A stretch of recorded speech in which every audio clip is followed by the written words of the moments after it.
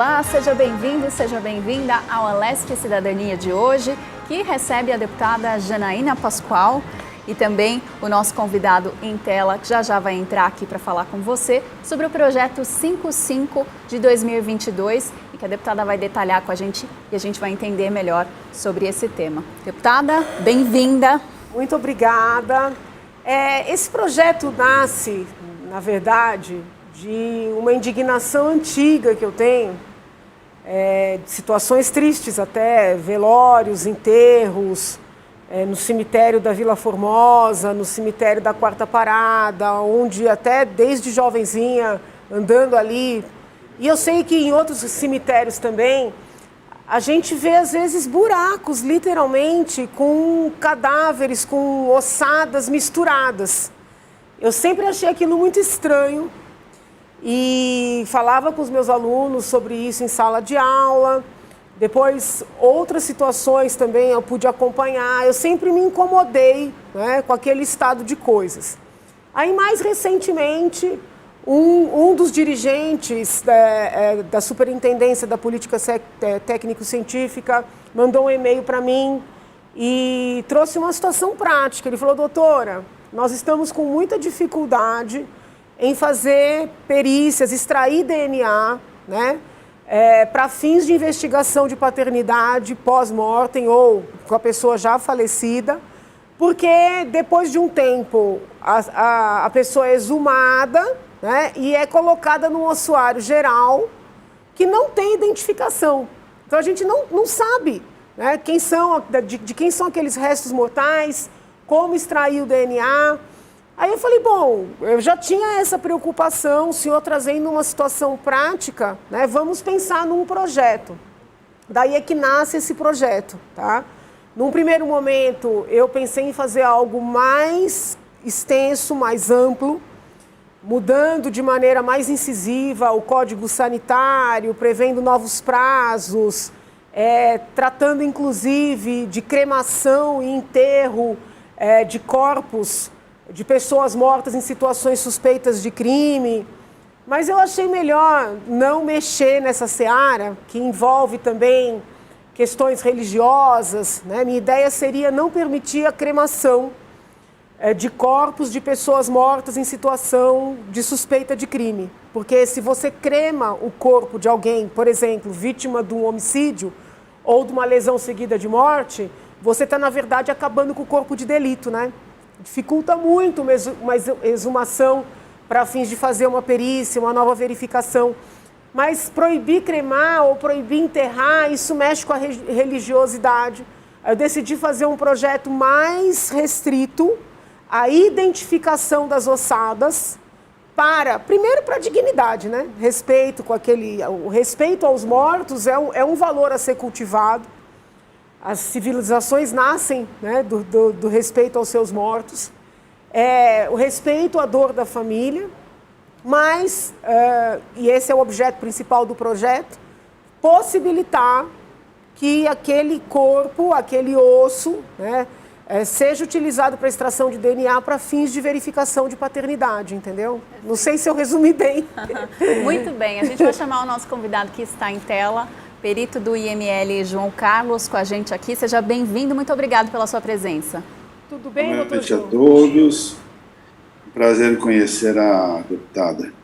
Perfeito. Honra Sobre a questão técnica, nós vamos tratar com ele e a deputada vai especificar aqui esse projeto que já tem vários pontos para a gente abordar e que é muito interessante, né, deputada? Quero fazer a primeira pergunta aqui para o nosso convidado. O que esse projeto pode auxiliar no trabalho de investigação dos corpos, nesses casos em específico? Ele é muito importante, porque tudo começa com a identificação do material biológico a ser pesquisado. Uma vez que não exista o material biológico com confiabilidade na sua captura, tudo vai por terra. Não existe comparação, não existe perícia. Perfeito. Agora quero direcionar a pergunta para a senhora, deputada. Demonstrou um pouco da motivação desse projeto, mas o que de fato evidenciou essa busca por reunir essas informações e apresentar aqui na Assembleia Legislativa mudanças em políticas, né, que já foram aprovadas e que estão em vigência. Como essas regras, elas são previstas mais em normas administrativas do que em leis, eu tive que fazer a seguinte escolha. Crio uma lei, né, disciplinando tudo, e isso abriria um debate muito maior, talvez até inviabilizaria a aprovação, ou vejo a legislação que há e tento fazer mudanças pontuais para garantir essa identificação. Então eu decidi seguir por essa segunda linha para a gente ter chance de aprovar, né, algo que é mais urgente, que é garantir que os ossos estejam identificados. Tanto no ossuário geral, que infelizmente hoje, na maior parte dos cemitérios, eles estão misturados, são verdadeiros filmes de terror, parece mesmo cena de filme de terror. Como, quando precisar fazer a cremação daqueles ossos no ossuário geral para abrir espaço para outras ossadas, guardar um osso, se possível o fêmur, mas se não tiver, não encontrar o fêmur por qualquer razão, um osso grande, para poder fazer extração de DNA. Talvez essa parte, que é bem técnica, o doutor possa até falar alguma coisa a respeito para a gente. Não sei se procede essa preocupação de guardar pelo menos um osso, doutor. Sim, o material biológico ele vai ser a base da retirada do DNA para fazer a comparação nos casos de identificação de um possível parente ou a própria identificação do corpo quando reclamado. Então, sem esse material biológico, pelo menos pelo DNA, não vai ser possível. Sendo que já esse corpo, quando passou pelo ML, se passou pelo ML, já foi fotografado, já foi colhido digitais e muitas vezes já também colhido material biológico. Mas nem todo corpo sepultado, que com finalidade de extração de material biológico, foi um caso criminal. Muitas vezes é um caso simplesmente de esclarecimento de paternidade, e às vezes motivado por um processo civil que solicita ao perito que faça a recolha do material. E aí vai depender da identificação do local onde está esse material, que fica a cargo do diretor do cemitério e administrador que tem que nos localizar e precisar que aqueles restos mortais são do corpo não identificado ou, se identificado, não reclamado. Perfeito. Deputada, de que forma esse projeto pode auxiliar os municípios, né? Porque sendo estadual, existe aí essa prerrogativa para que todos os municípios sigam. Muitas vezes eles são os responsáveis por comandar, né, administrar os seus cemitérios municipais, mas também fiscalizar os cemitérios privados. Como é que a senhora vê esse ponto? Bom, eu tenho a compreensão de que uma lei estadual deve ser observada no estado inteiro. Então, como nós estamos propondo, né, uma alteração no Código Sanitário que abrange o estado inteiro, e na lei de pessoas, né, declaradas desaparecidas, que também abrange, impacta o estado inteiro, eu entendo que os cemitérios municipais e os cemitérios privados devem observar, né, em sendo aprovada essa lei, e a bem da verdade, já deveriam proceder dessa forma, porque é uma questão de dignidade, né, humana. O ser humano, quando falece, ele não perde a sua dignidade. Tanto é assim que a gente tem todo um grupo de artigos no Código Penal falando dos crimes contra o respeito aos mortos. Né? Você simplesmente misturar as ossadas numa vala comum, né, é algo que atenta contra isso. Então, me parece muito importante que se observe essa norma básica. Então, a gente fez alteração no Código Sanitário para colocar: olha, esta ossada, quando for para o ossuário geral, vai ter que ter ali é ruim falar dessas coisas porque é um pouco triste, mas um saco para colocar a ossada daquela pessoa, uma etiqueta que não se dissolva, o nome, a data do falecimento, entendeu? Sexo, todas as descrições daquela pessoa que veio a óbito. E se a pessoa foi dada como desaparecida, nesta etiqueta, como você não sabe o nome, ou alguém que não está identificado, entendeu? Porque a pessoa não está identificada, pode amanhã ser identificada como uma pessoa desaparecida. Mas no momento em que foi enterrada, não se sabe quem era.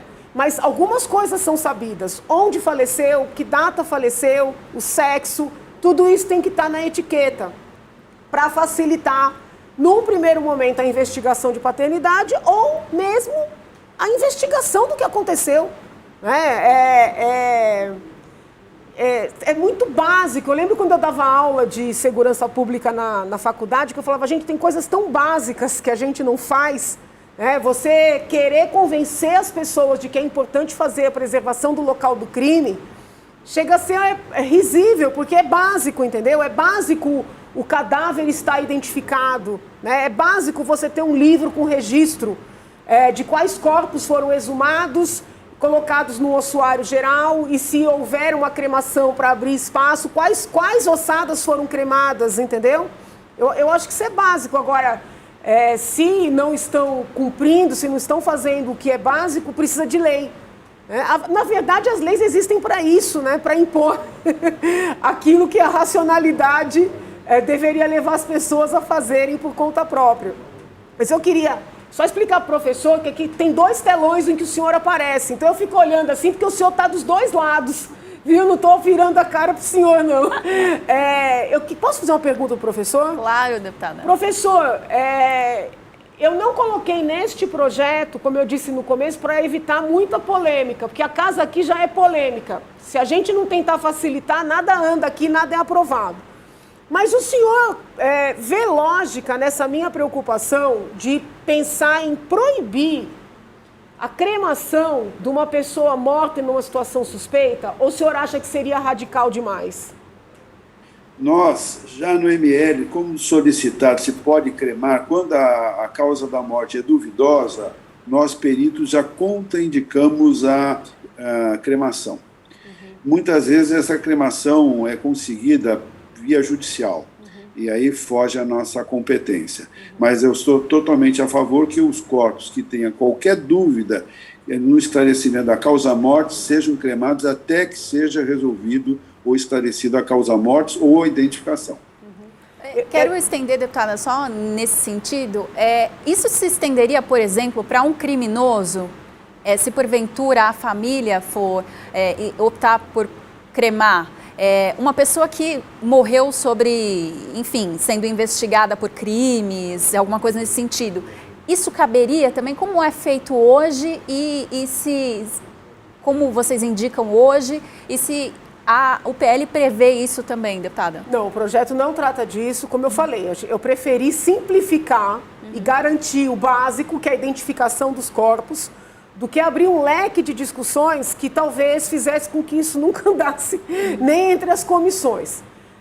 Hoje a gente tem toda uma legislação aí de natureza federal, prevendo extrair material genético de pessoas condenadas por crimes violentos para integrar o banco genético para fins de investigação criminal, tá? Quando esse procedimento é muito útil? Em caso de investigações de estupro. Inclusive, houve casos de estupro que foram solucionados por força da existência desse banco de perfis genéticos, tá? Então, isso existe. Nós ainda não temos um mapeamento, vamos dizer assim, universal das pessoas condenadas por esses crimes violentos, até porque ainda tem muitos juristas que entendem que é uma intervenção, que é uma invasão, ainda tem um pouco de polêmica, mas a lei já existe e tem um número X aí, um número grande de perfis já identificados. Agora, que eu saiba, né, não existe nenhum tipo de vedação de uma pessoa, por exemplo, acusada por estupro, vir a ser cremada no caso de óbito, tá? Eu não desconheço e te confesso que até essa tua pergunta eu nunca tinha passado isso pela minha cabeça, né? Até porque a pessoa, se está no âmbito de uma investigação, se ela vai ser solicitada a fornecer material genético para fins de perícia, aí para apuração da responsabilidade. Tem toda uma discussão também dos limites, vamos dizer assim, de você exigir que alguém faça a prova contra si mesmo, entendeu? Mas é de se pensar. Eu estava pensando sempre na condição da pessoa que foi morta numa situação suspeita. Porque vamos imaginar que quem tenha matado ou mandado matar tenha sido um parente. Justamente o parente que decide se crema ou se enterra. Não tem nada melhor do que dizer, não, ele sempre sonhou em ser cremado. Ele sempre pediu que queria ser cremado. Porque você dá cabo do corpo de delito, entendeu? E eu fiz uma pesquisa, professor, uma visita à sede ali da Polícia Técnico-Científica, foi antes da pandemia. E eu comentei dessa minha preocupação com a equipe que me recepcionou, e eles inclusive disseram que quando é uma situação assim, até o próprio exame, né, necroscópico, ali, o exame do corpo, é feito com mais cautela, se guardam mais elementos para fins de uma apuração posterior, e que isso também gera gasto, né? É mais caro fazer o exame num corpo de uma pessoa morta em situação suspeita, que a família diz que quer cremar, né? Então, e aí eles trouxeram uma outra situação. Falaram assim, Janaína, a gente tem que fazer uma perícia muito mais cautelosa, muito mais custosa, inclusive por Estado, e às vezes a família está ligando, está brigando, que quer que libere o corpo rápido e a gente só está fazendo um bom trabalho. Isso aí procede, professor? O senhor já viu essa situação na sua experiência? É muito comum. A pressa em retirar o corpo, ele desrespeita o tempo do perito. O perito tem que ter um tempo não determinado por lei para que seja feita a perícia e que ela seja conclusiva. E nem sempre, em questão de horas ou minutos, pode ser feita. E a pressão para que o corpo seja liberado pelo ML passa a trabalhar contra a perícia e contra o perito e contra a verdade, né? Perfeito. Deputada, você mencionou a questão do reconhecimento de paternidade, em que muitas pessoas têm aí o desejo de ter o nome na certidão e que porventura não conseguem. Se a gente está falando de uma pessoa, de um pai, um possível pai, que pode estar aí no banco de desaparecidos ou que já tenha falecido, o que esse projeto pode influenciar nessa busca? Sim, vamos imaginar que essa pessoa tenha sido enterrada, mas já teve o tempo para exumar, e aí essa pessoa, esse corpo, essa ossada já foi colocada no ossuário geral. Esse filho ou possível filho, com esse projeto, vai ter a garantia de que os ossos do seu possível pai estarão identificados. Entendeu? E hoje não existe isso. Então, hoje, você faz um requerimento, uma investigação de paternidade em face de uma pessoa viva, ela vai ser chamada a fazer o teste de DNA, né? Se a pessoa já faleceu e você tem restos mortais para periciar, é mais simples. Se a pessoa faleceu e não tem esses restos mortais, ou porque cremou, ou porque está ali misturado no ossuário geral, não se sabe de quem é quem, vai ter que fazer uma investigação indireta, vai ter que procurar outros parentes para tentar pegar o DNA de um outro filho ou possível filho e tentar fazer a comparação, entendeu? A gente votou aqui na casa o projeto 529, que foi muito polêmico, apanhei muito por esse projeto, porque eu briguei muito para manter em funcionamento o IMESC, né, que o governo queria extinguir. E eu fui visitar o IMESC, eu gosto muito de ir nos locais, né, que estão aqui em debate. Eu fui visitar o IMESC e acompanhei ali em loco a extração de DNA de um fêmur, entendeu? Era uma investigação de paternidade pós-mortem, né? Então eu acompanhei ali, tirando literalmente um pozinho do fêmur para poder extrair o DNA, entendeu? Perfeito.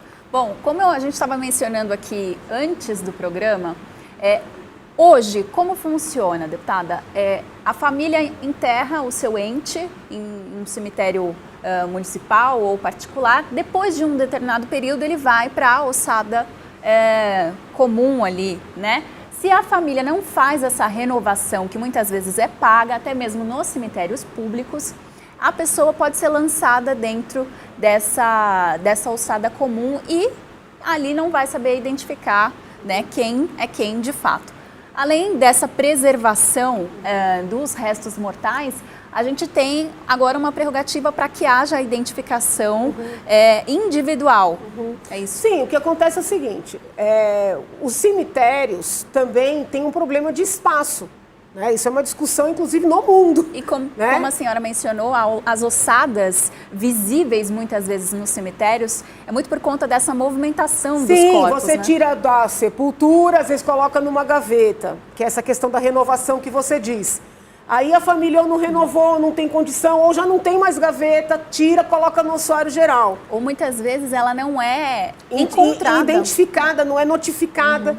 Quando esse ossuário geral está lotado e o cemitério precisa tirar da sepultura para abrir mais, vamos supor, mais espaço para novos corpos, é um tema meio ruim esse de tratar, mas tem que falar com clareza para as pessoas entenderem. Cremam-se aqueles ossos do ossuário geral, entendeu? Então, quando os ossos estão lá, eles já estão misturados, o que já dificulta essa tal investigação de paternidade pós-mortem. Mas, quando está cheio o ossuário geral, eles queimam tudo, queimam tudo, some tudo. Você não fica com nada para fazer essa investigação. Então, esse projeto prevê que na hora de cremar esses ossos todos para abrir espaço, vai guardar um osso identificado de cada cadáver. Por que um osso? É por causa do espaço, entendeu? Eu poderia querer propor uma lei para não cremar esses ossos, jamais. Mas existe um problema de espaço. Já tem lugares, inclusive no Brasil, falando em cemitérios, prédios, entendeu? Verticais, por uma questão de espaço. E tem toda uma discussão até ambiental sobre isso. Não sei se o professor pode compartilhar com a gente alguma situação, claro, sem falar nomes, mas alguma situação concreta que lembra, que poderia ilustrar um pouco dessa situação? Quando eu estava à frente do ML de Santos, por várias vezes eu tive que fazer exumações com finalidade de comprovação de paternidade. E tudo se inicia com a localização dos restos mortais. E por várias vezes nós não tivemos essa possibilidade, porque já na investigação, se existiam restos mortais, o cemitério nos notificava que aquele lote de restos já teria sido levado para o ossário geral e misturado a vários. Então, em prejuízo a várias perícias, independente de quais, mas elas são muito comuns. A gente sempre inicia a perícia pela localização do corpo. E a localização não sendo feita pela administração do cemitério que abrigou esse corpo, ela já morre por ali. Perfeito. A nossa conversa está muito boa, mas agora a gente faz uma pausa aqui no programa e volta já já.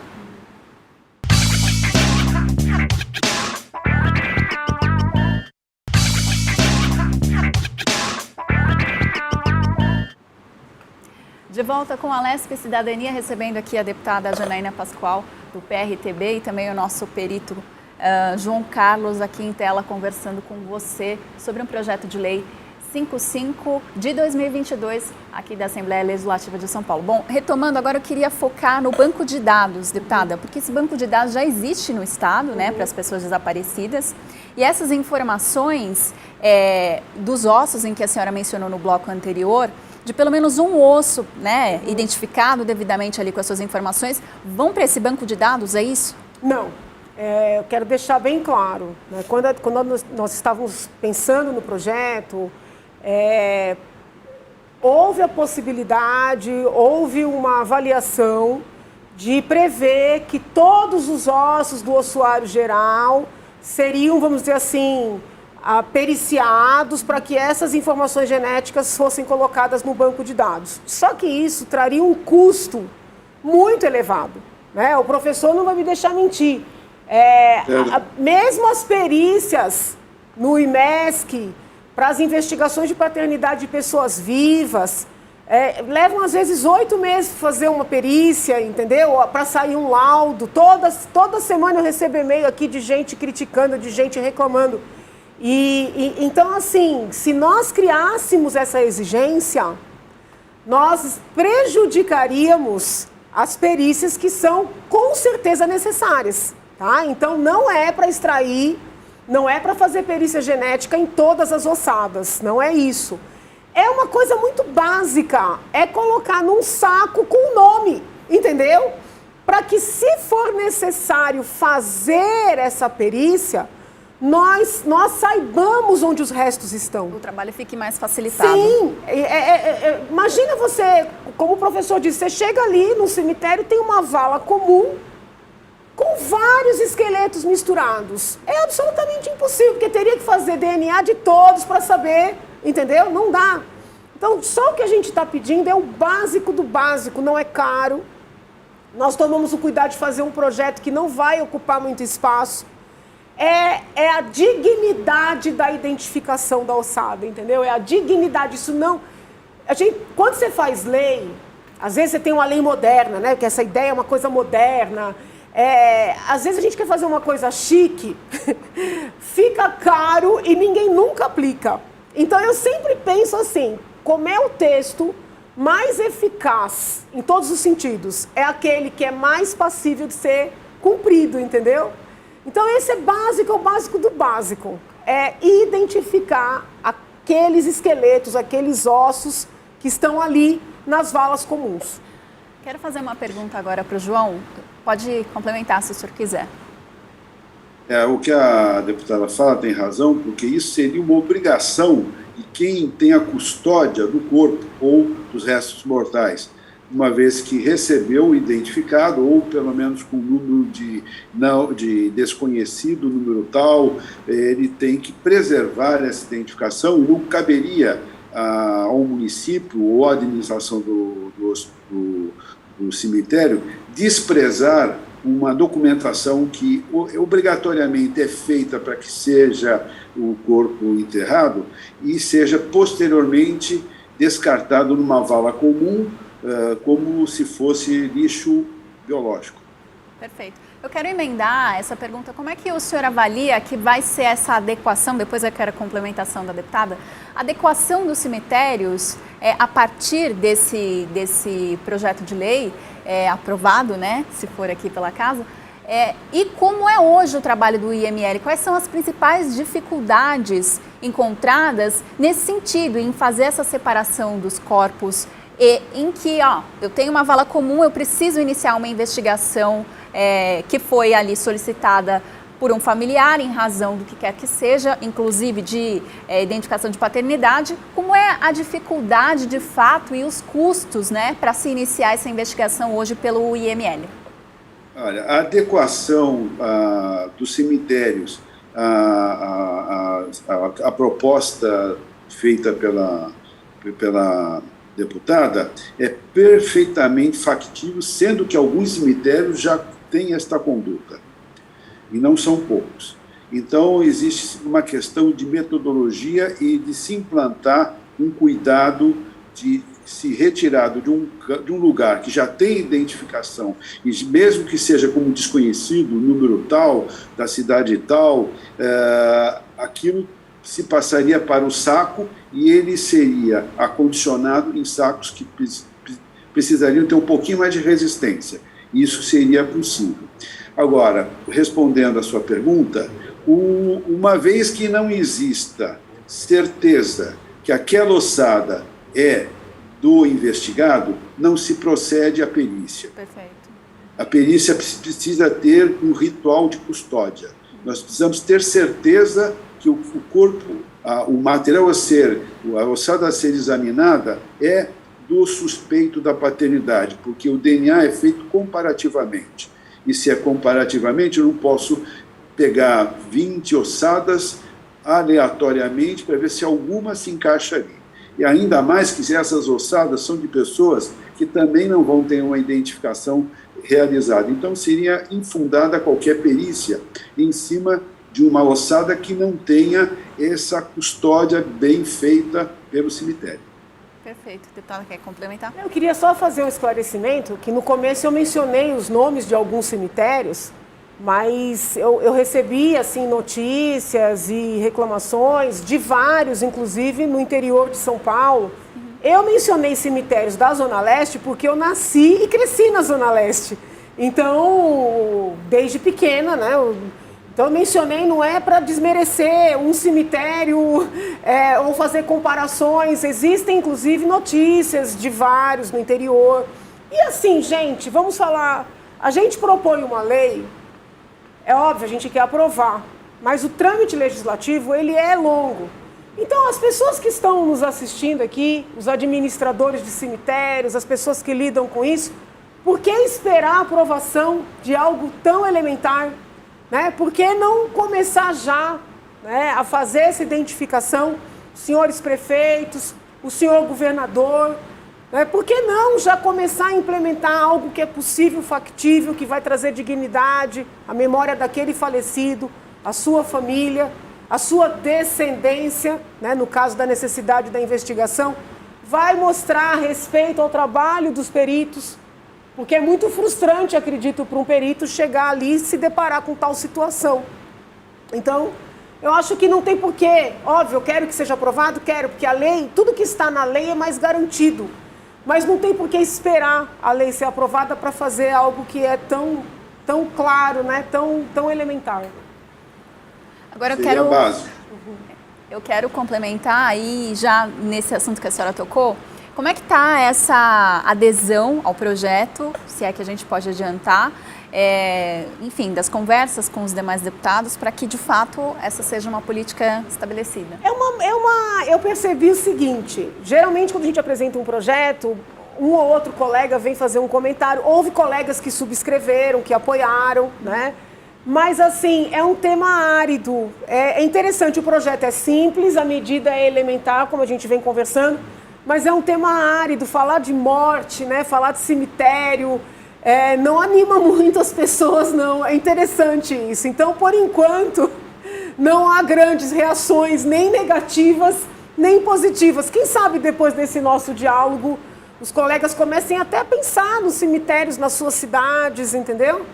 E a casa agora também ficou muito movimentada com a chegada de projetos do governo, de reajustes de salário.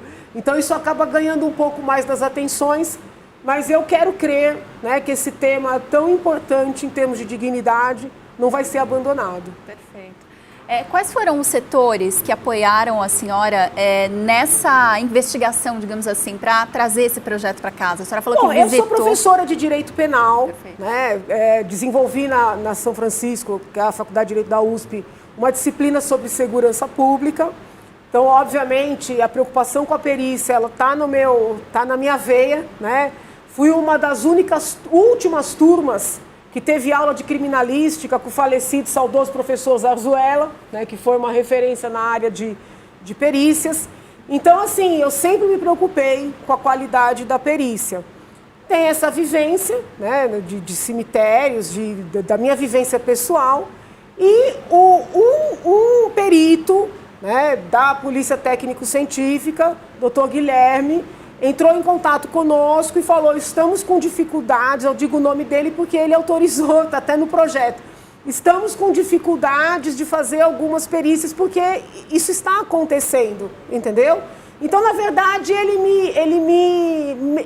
me lembrou, vamos dizer assim, ele puxou a minha memória de algo que já estava presente, que eu achava que precisaria ser enfrentado, como ainda é algo que eu gostaria de enfrentar, essa questão da cremação dos corpos de pessoas mortas em situações suspeitas.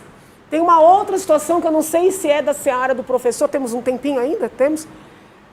Professor, uma coisa que sempre me intrigou, muitas vezes a pessoa que morre no hospital, tá? Vamos supor, a pessoa levou uma queda em casa, mas não tem nenhum indício de crime, foi uma queda. A pessoa é levada para o hospital, faz tratamento, vem a óbito. Ou caiu no hospital, mas não tem assim uma situação de crime. Mas não são incomuns os casos em que o hospital pede para a família fazer um boletim de ocorrência para poder liberar o corpo. E nós não temos uma normativa que indique isso, porque não é... Então, às vezes, o próprio policial faz o BO de situação atípica. Situação atípica. E fica aquele inconformismo, né, num momento de dor, da família ter que fazer um boletim, o policial ter que lavrar um boletim, deixar um monte de ocorrência parada. Mas eu acho que isso não chega no IML, né? Acho que é uma questão mais da seara policial, né? Não, isso chega ao ML, vão todos para o ML. Se o senhor puder falar um pouquinho, o senhor acha que é necessário esse BO? Olha, o BO seria necessário quando a morte teria sido suspeita. Então, caberia à autoridade policial estabelecer essa suspeição, a necessidade da perícia.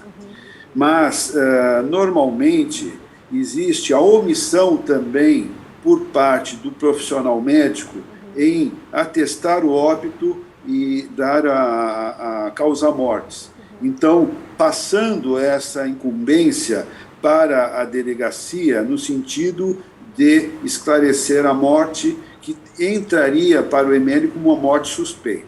E todo corpo que vem para o ML, ele vem com solicitação de perícia. Isso sobrecarrega de maneira bem importante o trabalho dos legistas que trabalham no dia a dia.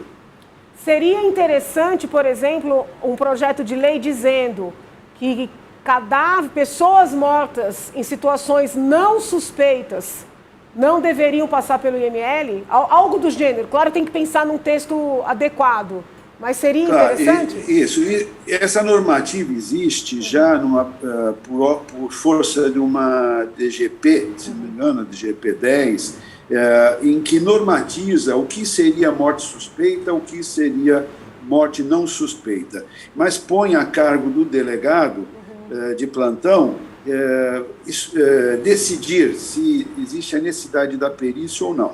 Mas muitas vezes essa morte que é suspeita é derivada simplesmente da negativa de se dar um atestado de óbito para a vítima de uma morte que teria sido consequência de uma patologia e não de uma morte não natural.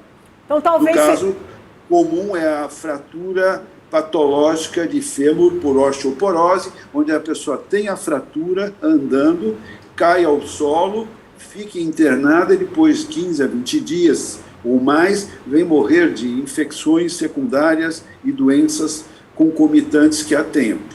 Pessoas de 80, 90 anos de idade. Essas pessoas, como tiveram uma fratura, ficam com medo de atestar o óbito, porque teve a fratura, e encaminham como morte suspeita por ter tido a fratura. E com isso gera um boletim de ocorrência. E vai ficar na mão da autoridade, que é o delegado, lavrar essa solicitação de perícia no ML. Porque nós só fazemos perícias uma vez que exista a requisição. E essa requisição sempre tem que partir da autoridade policial, judicial ou do Ministério Público. Olha, eu queria agradecer o professor pelo seguinte: eu trato desse tema há anos. Eu já conversei com o policial, já conversei com o médico, e as pessoas olham para minha cara como se eu estivesse inventando. E o senhor descreveu exatamente as situações que eu acompanhei. Mortes normais, entendeu? Assim, naturais, né? Mortes que não tem nada de crime, mas que as famílias passam pelo constrangimento de ter que fazer um boletim, porque o hospital não dá o atestado. Talvez, ouvindo o senhor, eu fiquei aqui refletindo, será que isso seria melhor? Será que seria mais fácil solucionar conversando com os conselhos regionais, com o Conselho Federal? Seria mais uma questão de ética médica do que no âmbito da legislação? Pelos dois lados. Pela ética, eu acho que o médico que não dá atestado de óbito ao paciente que ele seguiu por mais de 4, 5 dias, sabendo que a causa-morte não foi diretamente ligado à causa de um trauma, ele deveria dar o atestado de óbito.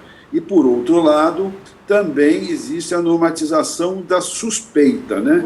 Ou essa suspeita pode partir da família, achando que houve um maltratamento da pessoa que veio a falecer, mas também, muitas vezes, só pela negativa e o medo do profissional em se comprometer, de alguma maneira, em atestar o óbito, até por ignorância do profissional. Obrigada. Ou porque não exista, né, uma obrigatoriedade do hospital de fato fazer e o profissional ter que assinar? Eu entendo que tem, porque assim... Não, obrigatoriedade tem sim. O médico tem obrigatoriedade de dar atestado do seu paciente e ele que tem que atestar a morte desde que ele veja dúvida. Perfeito. Se existir dúvida, aí existiria, por exemplo, maus tratos ao idoso. Seria uma causa que poderia levar a dúvida ao médico e encaminhar isso para o delegado para que seja feita a perícia, se existem indícios desse tipo de transgressão dos cuidados com o idoso. Perfeito. Muito bem. Agora, vocês mencionaram, né, a classe médica nesse envolvimento, porque é todo um cenário, né, deputada? A gente passa por a questão familiar, às vezes vai para a investigação, né, de uma possível morte ali suspeita. Pensando nesses setores, como aplicar e como fiscalizar de fato esse cumprimento? Como é que a senhora avalia que de fato tem que ser feito daqui para frente, desse envolvimento para que a gente tenha a identificação, né, das ossadas devidamente? Olha, na verdade a gente trabalha muito, nós somos todos cidadãos, né? Então, se amanhã a gente aprovar essa lei e eu for no velório e olhar, eu vou saber que não está sendo cumprida. Mas eu trabalho muito com feedback da população. Então, eu leio os meus e-mails, a gente sempre tem alguém no gabinete para atender.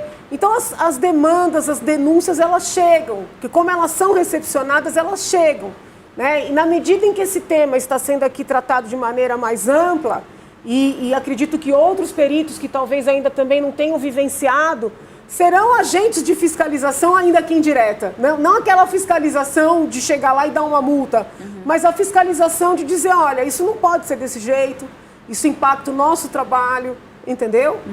Mas essas multas estão previstas por esse não cumprimento dentro do projeto de lei?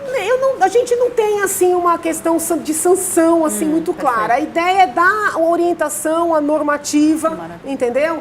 E tentar sensibilizar. Eu acredito muito, né, que chamar atenção no bom sentido para um problema, para uma questão, é mais efetivo. Esse debate aqui pode ter um impacto maior do que uma multa, do que uma punição, entendeu? Mas a depender, podemos até ser mais drásticos nessa medida. Essa questão que eu perguntei, professor, do boletim de ocorrência, quando o hospital não dá o atestado, eu pensei em colocar aqui nesse projeto. Mas eu pensei o seguinte, é capaz da gente aí criar uma resistência, né, dos conselhos regionais, do próprio Conselho Federal, porque precisa haver um debate anterior. Sim. Eu acho que essa identificação dos ossos, das ossadas, ela não carece de debate, porque é óbvio, entendeu? Esse ponto aí do atestado de óbito, como entra a visão da autoridade policial, a visão do médico, a questão da família, talvez nós pudéssemos até pensar em fazer uma audiência pública para amadurecer o debate, para daí apresentar um projeto. Perfeito. Perfeito. Olha, eu queria esclarecer o seguinte, normalmente quando existe uma morte, não existe identificação da causa-morte dentro de uma entidade hospitalar, existe o recurso que deveria ser usado em quase todos os municípios, que seria o Serviço de Verificação de Óbitos, que faz parte da Secretaria de Saúde do município ou do estado, que deveria esclarecer, através também de uma necrópsia, a causa-morte, sem haver uma incriminação ou crime ligado a isso. Existe uma DGP que determina que toda morte deve ser investigada. Então, por força dessa DGP, é que passou-se a fazer boletim de ocorrência mesmo em caso de morte não esclarecida, mas não suspeita. E vai caber ao delegado de plantão que recebe esse boletim a encaminhamento deste corpo ao Serviço de Verificação de Óbitos, que é para finalidade estatística, esclarecimento de políticas públicas de saúde e demais afazeres na área de saúde, e do ML, que é um órgão estritamente de investigação policial. para ver se houve crime contra a pessoa ou se houve alguma situação que possa ter prejudicado ou interferido na morte não natural dessa pessoa. Essa dicotomia é que precisaria ser melhor regulamentada. Perfeito. E todos os municípios deveriam ter o serviço de verificação de óbitos, que tiraria de cima dos peritos forenses a responsabilidade e a sobrecarga de ter que lidar com mortes naturais, aumentando e dificultando o trâmite da exumação desses corpos. Perfeito. A gente está caminhando para o final. Alguns minutinhos para considerações finais, deputada. Bom, quero primeiro agradecer à Rede Alesp pelo espaço e especialmente o professor pelos esclarecimentos. Foi muito bom poder ouvi-lo, poder conversar com o senhor, porque para além do tema do projeto, existem outros temas que me incomodam, que eu tentei enfrentar aqui, mas achei melhor deixar para um segundo momento. E a fala do senhor, vamos dizer assim, veio ao encontro, corroborou essas minhas preocupações, mostrou que eu estou no caminho certo, né? Então eu agradeço bastante a participação e espero que as pessoas que nos assistem, né, que possam também escrever não só para o meu gabinete, mas para dos colegas, para trazer o seu caso concreto. Porque às vezes um colega apresenta um projeto e ele não faz sentido para o outro deputado, porque ele nunca vivenciou algo naquele contexto. Mas quando um cidadão escreve para ele, seja um parente, seja um perito, seja alguém que se indigna com aquela cena, alguém que trabalhou num cemitério, né? Então, assim, quando alguém escreve para o deputado, ele percebe a concretude do projeto, né? Então, acho que esse diálogo ele é necessário e deve ser constante. Perfeito. Obrigado também ao perito João Carlos que esteve conosco e a você que até aqui esteve no Alesp Cidadania. A gente volta a se encontrar na programação da Rede Alesp. Muito obrigado e até mais.